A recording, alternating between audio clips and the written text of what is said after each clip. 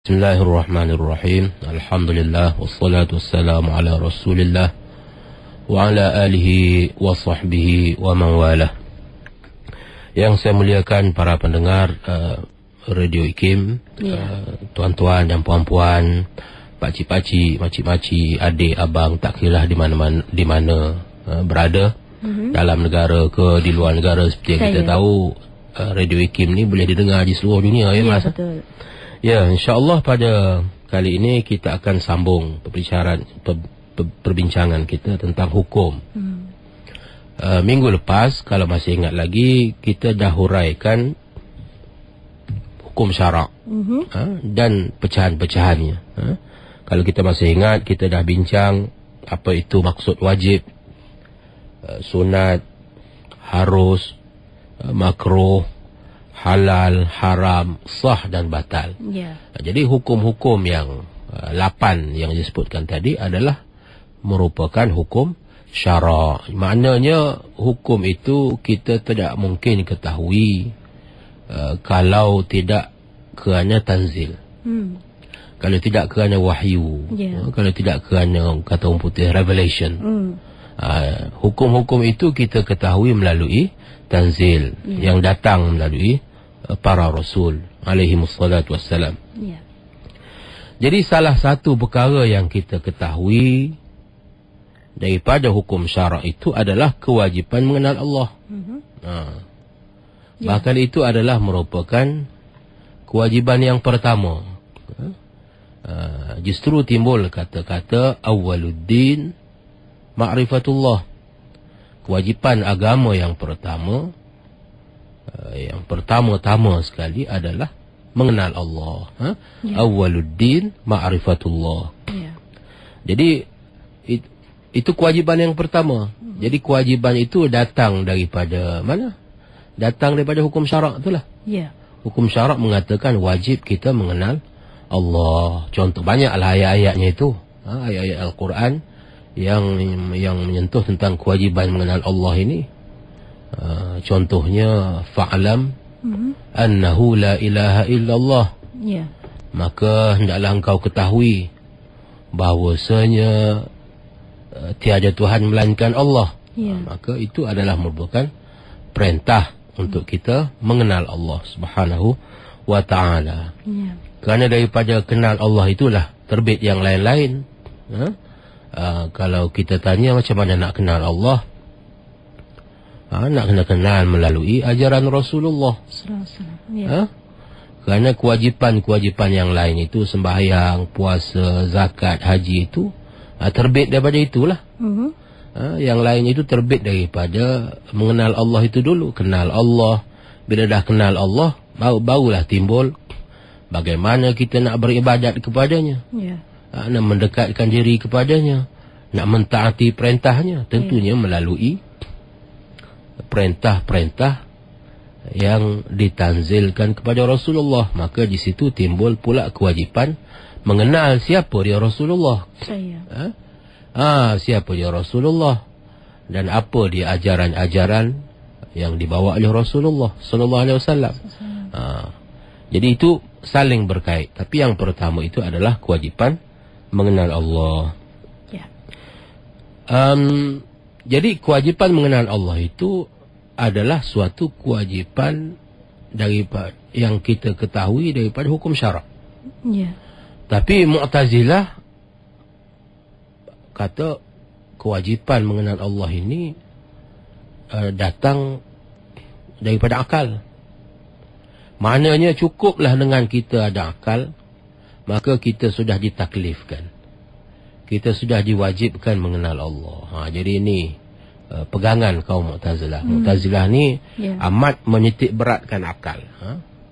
Ada jugalah kebaikan Mu'tazilah ni, dia jadi macam golongan yang mendesak kita supaya berfikir. Dan mereka ni amat mengambil berat tentang akal. Dan menggesa umat Islam itu menggunakan akal fikiran. Bahkan bagi mereka kewajipan mengenal Allah itu adalah suatu kewajipan yang ada, yang wujud, yang berlaku hanya semata-mata kerana kita ada akal. Dan pegangan Mu'tazilah ini didokong oleh Al-Maturidiyah. Al-Maturidiyah juga membawa pegangan yang sama. Pegangan yang sama. Tetapi Imam Abu Hanifah berkata dalam satu riwayat, kata Imam Abu Hanifah, "Law lam yab'athillahu rasula lawajaba 'alal khalqi ma'rifatahu bi'uqulihim." Kalaulah Allah Ta'ala tidak mengutuskan Rasul kepada manusia, nescaya wajib atas kalian manusia mengenal Allah, mengenal dirinya dengan akal. Lakin la yu'adzabuna bitarkiha. Akan tetapi mereka tidak akan diazab kalau mereka tidak kenal Allah.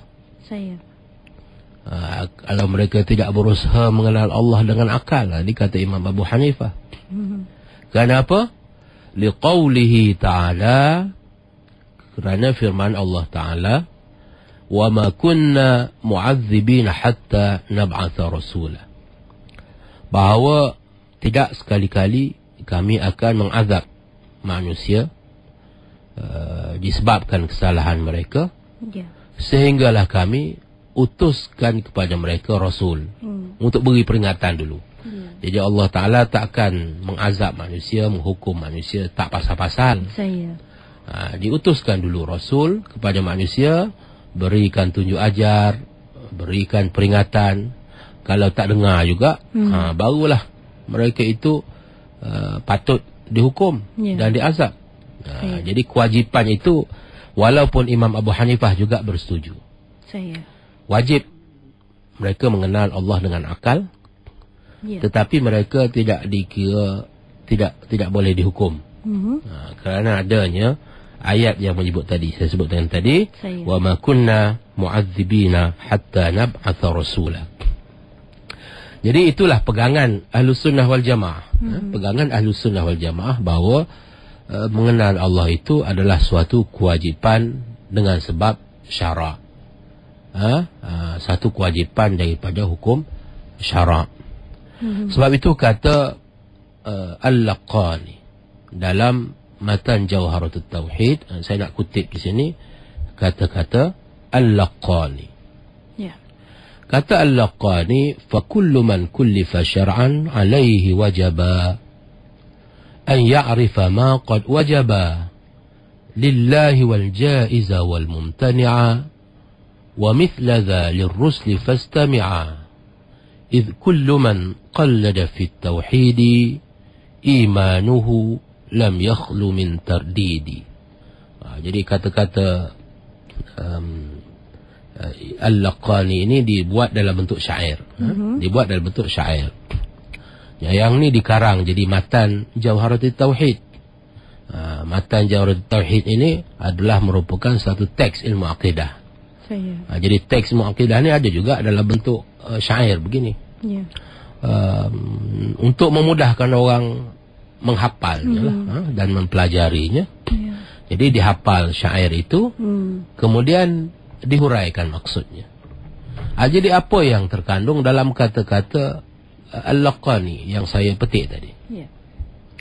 Kata Al-Laqani, فَكُلُّ مَنْ كُلِّفَ شَرْعًا عَلَيْهِ وَجَبًا. Setiap orang mukallaf pada hukum syara' wajib bagi dia أَنْ يَعْرِفَ مَا قَدْ وَجَبًا, mengetahui apa yang wajib, lillahi wal jaiza wal mumtani', yang wajib bagi Allah.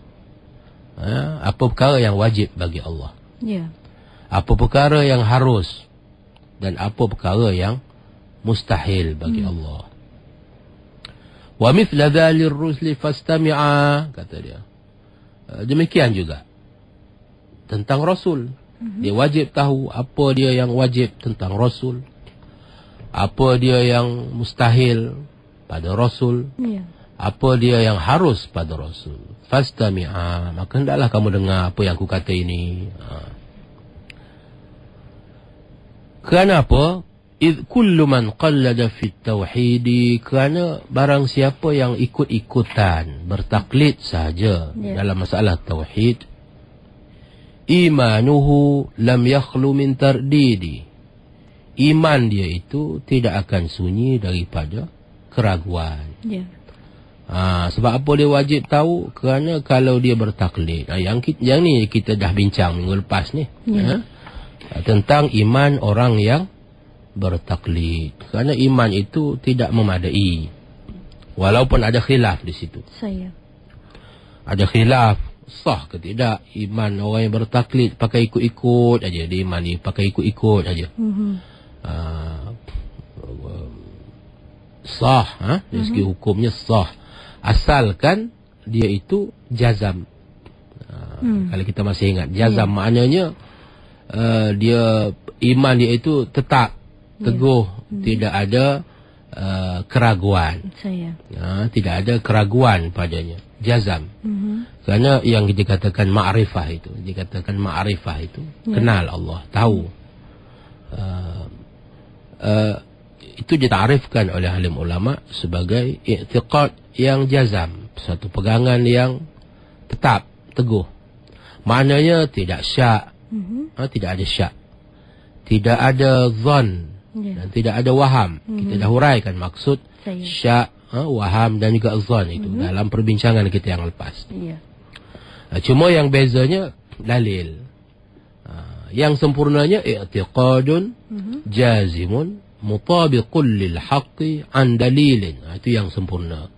Maknanya suatu i'tiqad yang tetap, teguh, yang tidak berubah-ubah, yang tidak ada ragu-ragu, yang bersesuaian, yang bertepatan dengan yang sebenar.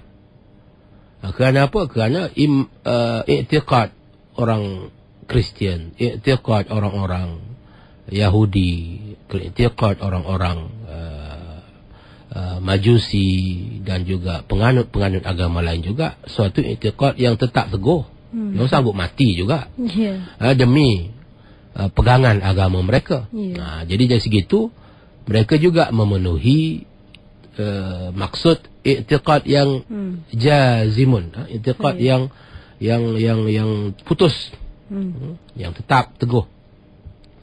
Cuma i'tiqad mereka itu tidak bertepatan dengan yang sebenar, tak betul. Contohnya orang Kristian umpamanya berpegang bahawasanya Isa itu anak Allah, anak Tuhan. Walaupun dia percaya sepenuh hati, tetapi yang mereka pegang, yang mereka percaya itu tidak betul, salah. Maka dengan sebab itu i'tiqad mereka itu adalah i'tiqad yang batil, i'tiqad yang tidak sah. Jadi i'tiqadun mutabiqun, i'tiqadun jazimun mutabiqun lil haqqi, yang akhir sekali an dalilin, yang berasaskan kepada dalil, bukti. Kerana kalau nak puas hati i'tiqad itu nak kena ada cari bukti lah. Nak kena ada cari dalil. Cari dalil maknanya kena cari ilmu. Tak boleh nak ikut-ikut saja. Kerana barang siapa yang ikut-ikut saja dalam masalah tauhid, kata Al-Laqani, jadi iman dia itu ibarat telur di hujung tanduk lah. Jadi iman dia itu mungkin boleh tergugat. Iman dia itu mungkin boleh dikacau oleh keraguan-keraguan. Apatah lagi pada zaman kita pada hari ini. Bahkan pada setiap zaman, akidah itu sentiasa menghadapi cabaran-cabaran yang berbagai. Jadi kalau kita tidak betul-betul memahami, mengetahui hujah-hujah terhadap pegangan kita, jadi ada kemungkinan besar pegangan-pegangan kita itu boleh tergugat. Oleh ideologi-ideologi, oleh pandangan-pandangan yang timbul pada masa dan zaman yang berkenaan. Jadi itu menyebabkan ada keraguan. Jadi bila dah ragu, dia dah tak jadi akidah. Bila dah ada zan, bila dah ada syak, bila dah ada was-was, bila dah ada waham, maka itu bukan lagi i'tiqad. Tidak jazam. Tak jazam dah. Jadi sebab itu wajib bagi kita mengetahui dalil-dalilnya. Sama ada dalil itu datang daripada nas-nas Al-Quran ataupun dalil itu daripada hadis-hadis mutawatir, ataupun daripada akal. Yang ni yang kita nak bincang pada minggu ni. Hukum akal pula. Kedua-duanya sekali. Pegangan Ahlussunnah wal Jamaah kedua-duanya sekali. Walaupun Mu'tazilah menekankan akal, tetapi pegangan yang lebih baik adalah pegangan Ahlussunnah wal Jamaah yang mewajibkan mengenal Allah Ta'ala itu hukum syarak. Tetapi hukum syarak itu sendiri pun tidak mungkin boleh difahami tanpa akal. Jadi kedua-duanya itu. Jadi Allah Ta'ala dah kurniakan kepada kita kedua-dua. Dikurniakan kepada kita tanzil dan dikurniakan kepada kita akal.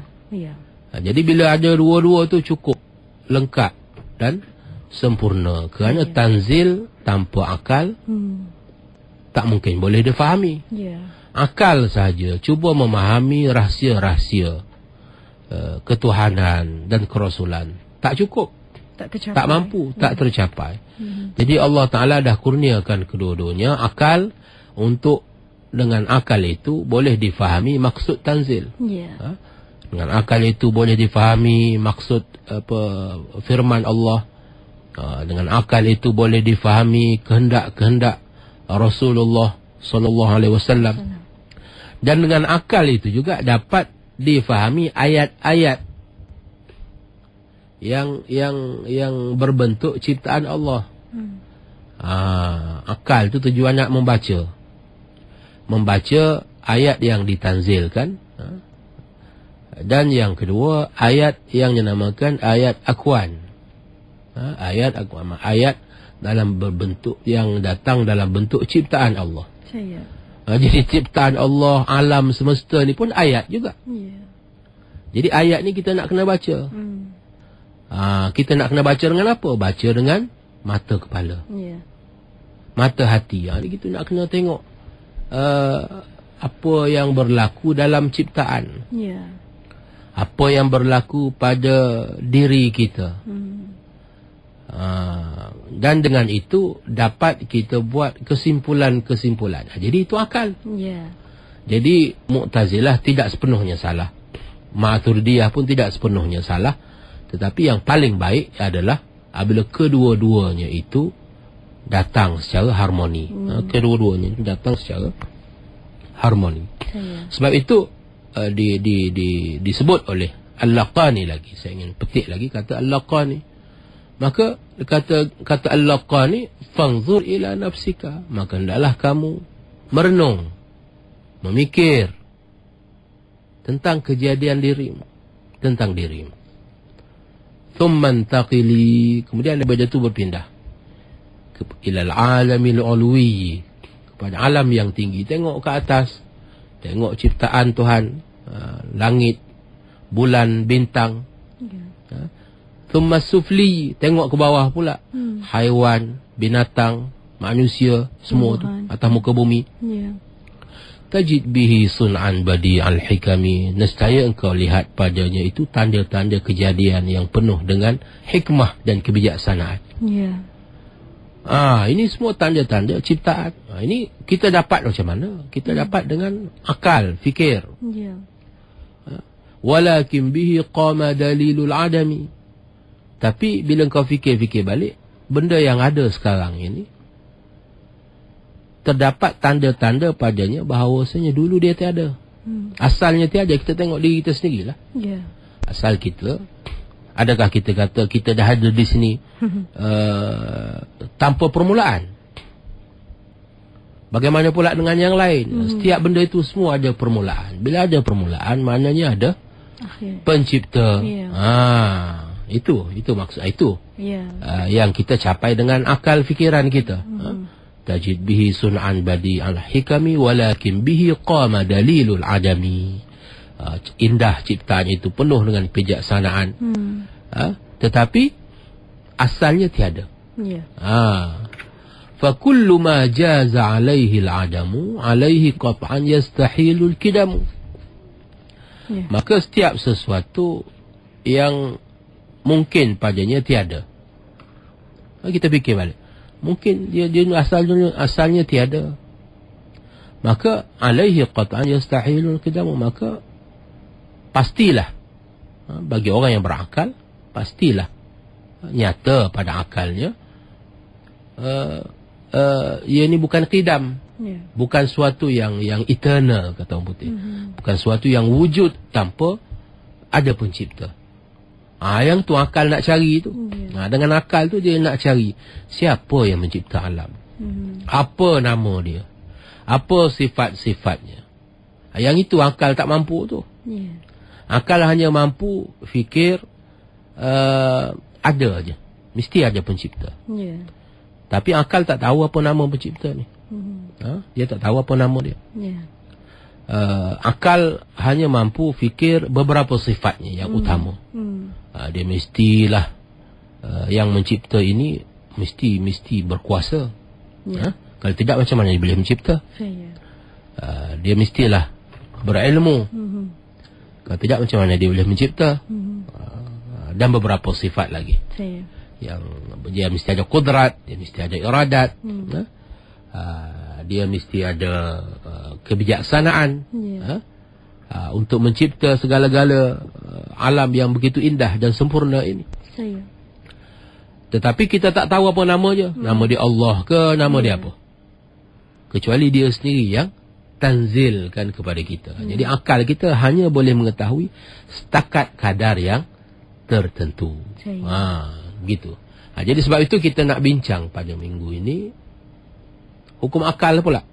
Daripada kewajipan syarak tadi, kita nak bincang pula hukum akal. Jadi hukum akal ni ada 3. Seperti yang saya sebut dalam matan al-laqa ni tadi. Yang pertama wajib. Kita jangan keliru di antara wajib pada akal dengan wajib pada hukum syarak yang tadi, yang kita bincang sebelum ini. Yang pertama wajib, iaitu artinya suatu perkara yang tidak diterima oleh akal ketiadaannya. Mana akal kata ada, akal kata mesti ada. Jadi wajib tu mana wajib ada. Seperti Allah Ta'ala itu wajib ada. Jadi bila kita kata Allah Ta'ala itu wajib ada, wajib pada akal. Mustahil dia tiada. Macam kita kata wajib bagi alam ini ada pencipta. Itu wajib pada hukum akal. Tidak mungkin alam ini wujud dengan sendiri tanpa ada pencipta. Itu bila kita kata wajib yang itu wajibnya wajib pada akal. Jadi hukum akal yang pertama itu adalah hukum wajib. Yang kedua lawan bagi wajib, mustahil. Artinya suatu perkara yang tidak mungkin diterima oleh akal adanya. Seperti mustahil syarik bagi Allah. Jadi mustahil Allah Ta'ala itu ada sekutu. Mustahil bagi Allah Ta'ala itu ada sekutu. Dia wajib ada satu saja Allah. Apa Tuhan yang mencipta. Jadi Allah Ta'ala itu tidak bersekutu dalam mencipta. Dia ada co-partner pula. Dia ada partner pula. Dalam mencipta alam. Itu mustahil pada akal. Hujahnya itu nanti kita bincang lah. Ini kita baru nak sebut baru. Pembahagian hukum-hukum akal. Jadi hukum yang kedua adalah mustahil. Jadi mustahil artinya mustahil pada akal adanya. Yang ketiga harus, yakni suatu perkara yang diterima oleh akal ada atau tiada. Seperti harus bagi Allah Ta'ala membuat sesuatu yang mungkin. Jadi harus. Ya, ada juga hukum yang harus. Jadi harus bagi Allah Ta'ala buat sesuatu yang mungkin. Tapi tidak harus bagi Allah Ta'ala buat sesuatu yang mustahil. Bukan semua perkara itu tak mustahil bagi Allah. Jadi kita jangan keliru di situ. Ada juga perkara yang mustahil bagi Allah Ta'ala buat. Bukan bermakna Allah Ta'ala itu tidak berkuasa. Tapi ada benda yang mustahil. Kita jangan salah faham di situ. Ini orang tak mengaji ilmu akidahnya. Dia semua perkara itu tak mustahil bagi Allah Ta'ala. Jadi kalau semua perkara tak mustahil, Macam mana kalau merujah? Tidak mustahil bagi Allah Ta'ala itu beranak. Ya. Jadi betul lah pegangan kaum Kristian bahawa tidak mustahil bagi Allah Ta'ala itu ada isteri dan ada anak. Tak boleh kita kata begitu. Kita tengok benda pelik aja kita ataupun dakwaan-dakwaan yang pelik, maka kita kata itu tak mustahil bagi Allah. Kita jangan lupa bahawasanya ada perkara yang mustahil bagi Allah. Demikian juga ada perkara yang harus. Yang harus, tapi harus bagi Allah Ta'ala melakukan perkara yang mungkinat, sesuatu yang mungkin sahaja. Yang mustahil Allah Ta'ala tak akan buat. Jadi mustahil bagi Allah Ta'ala mencipta Tuhan yang lain. Itu tak, kita tak boleh kata begitu. Itu kerana masuk dalam perkara yang mustahil. Mustahil bagi Allah Ta'ala berbohong. Mustahil bagi Allah Ta'ala itu mati. Itu ada sifat-sifat yang mustahil bagi Allah Subhanahu wa Ta'ala. Manakala hukum adat pula, yang kita sebut minggu lepas ada 3 hukum. Hukum syarak, hukum akal dan hukum adat.